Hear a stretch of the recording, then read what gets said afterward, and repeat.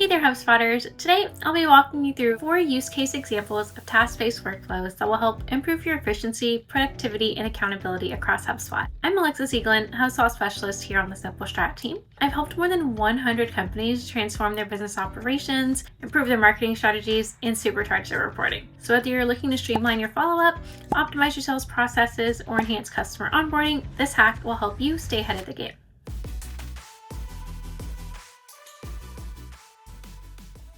So starting off, we're going to cover a few examples of how task-based workflows can help your sales follow-up. So let's open up HubSpot and get to building. So let's go ahead and say we have some automation in place that identifies our hot leads, creates that initial task right for our first attempt call. So we're going to pick up from there, saying that now, based on the completion of that task, we want to start another series of tasks, or maybe we just want to do one at a time. This will kind of be up to you to decide how granular you want those workflows to be.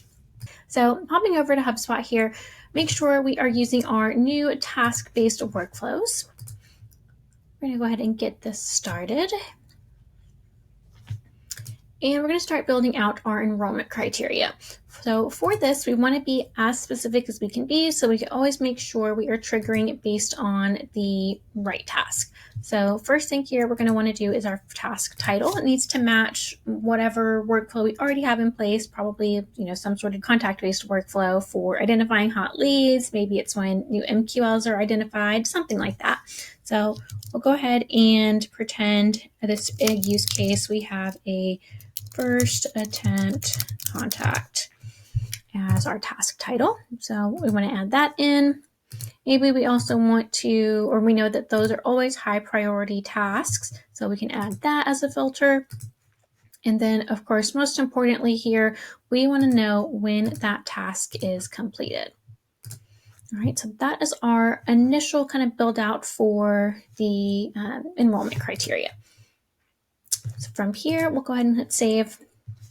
We've got our enrollment, and then we're just kind of building out what other tasks we want to have from here. So we can create additional tasks for basically our second attempt, third attempt, however many times you want to go about this. Of course, we can customize different to-dos versus emails versus calls. Maybe we want to send them a LinkedIn connection or an in-mail request, anything like that, we can go ahead and specify.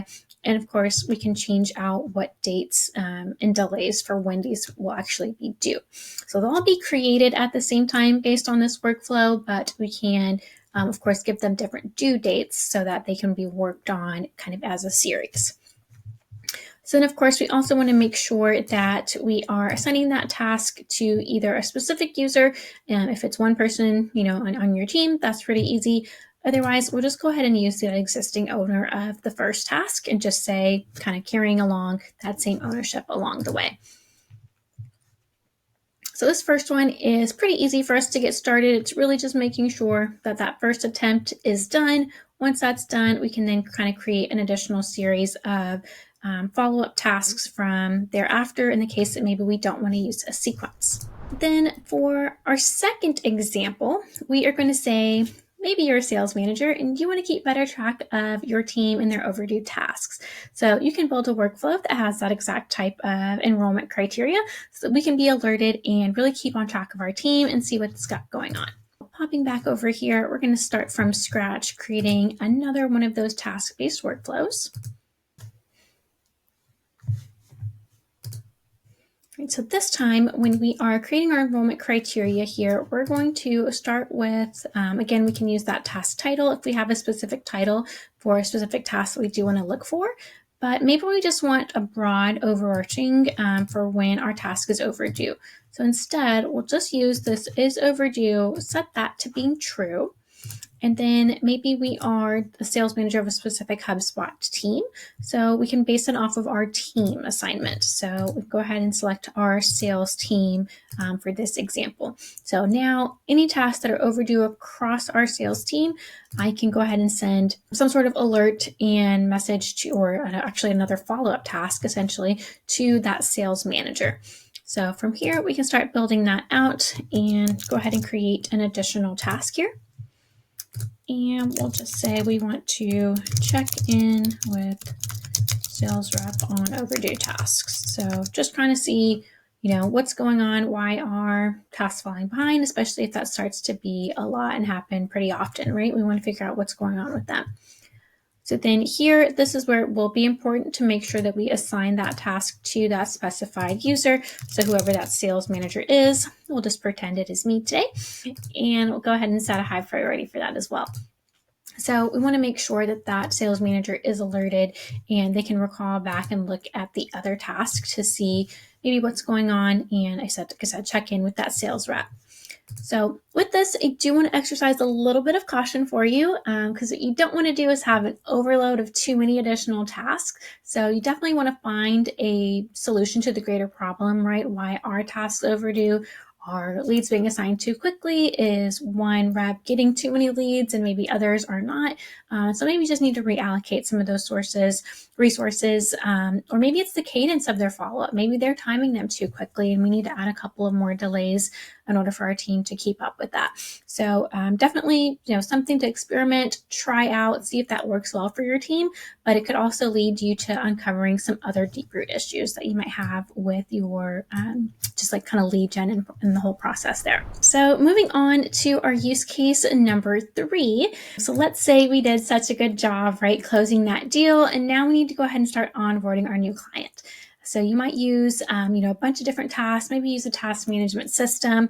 That really works differently for each business, but let's say we want to go ahead and get that process going inside HubSpot, or maybe we do want to pass that off. Either way, we'll go ahead and use some workflows that I've pre-built here to kind of preview and save us a little bit of time. So I'm popping up here an example workflow of when a deal is closed won, and we're sending a Slack notification, getting our team super excited about our closed deal. But we're also creating a very first task there to make sure that we send our onboarding intro email and assign their onboarding specialist. So kind of getting that whole process started. So our task-based workflow can pick up from essentially the completion of this task here. So like I said, I've gone ahead and pre-built just to kind of save us a little bit of steps here. So we're going to pick up with our onboarding tasks here and making sure, so we're going to go ahead and copy out the text and title for this workflow. I'm sorry, this task from that first workflow. And go ahead and make sure that that is set to the exact same value in our next one. So we want to find the task that is send onboarding intro email and assign their onboarding specialist. And again, making sure that task is already marked as complete to get us kicked off for our next kind of series of onboarding tasks here. So from here, maybe we need to review any onboarding documents, create their kickoff deck, host their kickoff call, all sorts of different combinations that we can do here depending on your onboarding process. But you might also just use some sort of system like Teamwork, Asana, Monday, ClickUp. There's tons of project management systems out there that integrate with HubSpot. One that we've commonly used is Asana for clients. So in this case, maybe at this point, I'll actually go ahead and create a new project or create an Asana task.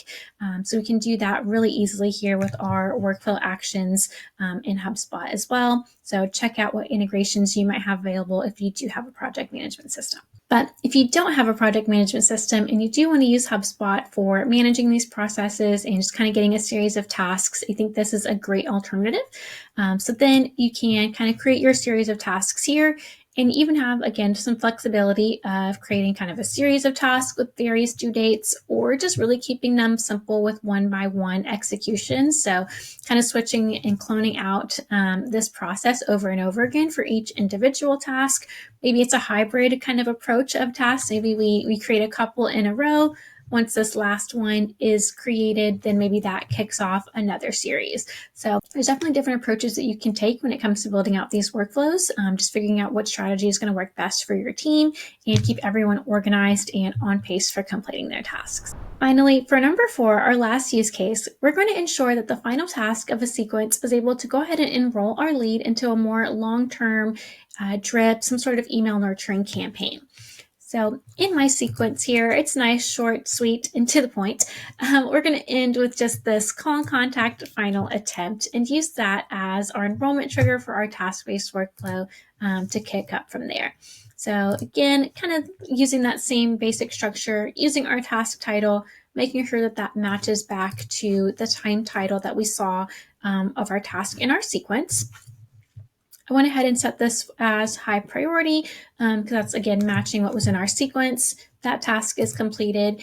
And again, maybe you want to refine by HubSpot team to ensure if you're using the same sequence across multiple teams, and you have an inside, outside sales, account management team also does sales. There could be all different situations there. So if you need to refine that by team or anything else, we can be as specific as we want to here.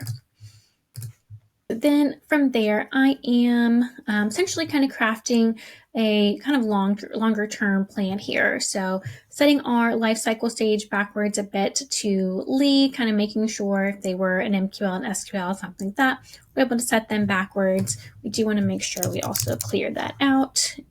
Didn't do that in the first one. So showing you here, we will want to make sure, of course, you can change the associated object for each of these. So we're just going to go ahead and edit the associated contact record there for lifecycle stage. Check that box to clear it out first. Then let's say we're going to recycle them backwards from, if they were MQL or SQL, we're going to move them backwards to that lead status. And then depending on how your company does it, maybe we need to add a branch here for different types of long-term drips, because maybe you want to vary those up by industry or by buying role, by what maybe their product interest, lots of different reasons that you may want to break out how you do some of that long-term drips. So if that's the case, we'll just add in a branch here. In this example, I'm using the buying role again of that contact. So making sure that we're not looking just at the task within the workflow, but the associated contact associated with that task. And then we're able to kind of add in our branches here to then go ahead and send them into different workflows and different long-term flows here. So different ways you can do that, of course. I've just used an easy one here of just kind of using a property to say enroll in whichever workflow. I just kind of labeled them as 1 and 2. You could also add them to different lists and then use those lists to kind of kick off your long-term drips. So again, tons of different options here, but this just seemed like a nice simple way to give you guys some examples and ways to go ahead and take a look at how you can get the end of that sequence to then trigger them into the right flow, and even give you some additional customization there if you do need to go ahead and segment those differently. I hope you found these examples helpful in getting you jump started to incorporating some of these new task-based workflows for your business, and I can't wait to see you next time.